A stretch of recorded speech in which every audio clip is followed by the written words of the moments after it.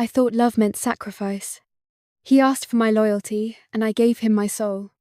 I was born at the edge of the world, where winter never finished, and shadows slept too close. They called me the moon-touched, because I was the only child in our clan to be born beneath the silver eclipse. They said it meant favor from the gods or a curse no mortal could break. He arrived on the longest night, tall as a spear, hair the color of ash, eyes like dying stars. They called him Seraph, a god among kings, or a king among ghosts. And when he asked for my loyalty, I didn't know it was a vow of blood. He said, "Swear yourself to me, and I will make you immortal." I was 19, and while too eager to believe in forever, so I swore. At first, it was silence and warmth. Immortality was quiet, a lull in the bones I never knew could ache. We walked through cities older than time, whispered into ruins under moonlight, danced on the brim of winters that never thawed. But loyalty, unlike love, does not age. It withers. It demands payment. One night, under a sky bleeding crimson, I found his crown cracked and smeared with ash, but more disturbingly, with my blood. He didn't speak of it, didn't hide it either. He just walked past me, eyes vacant, lips hollow as empty halls.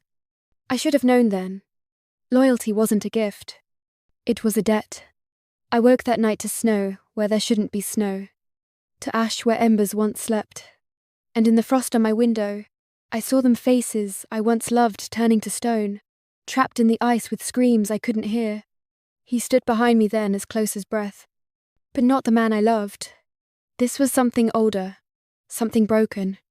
He spoke with a voice that was not his own. "Your soul feeds eternity. I only borrowed it, but in doing so, I claimed what you were meant to be." I realized then his promise was never mine to keep.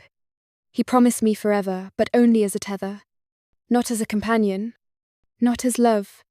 I became the echo in his throne room, the whisper in his wind song, the frost that stole warmth from every dawn.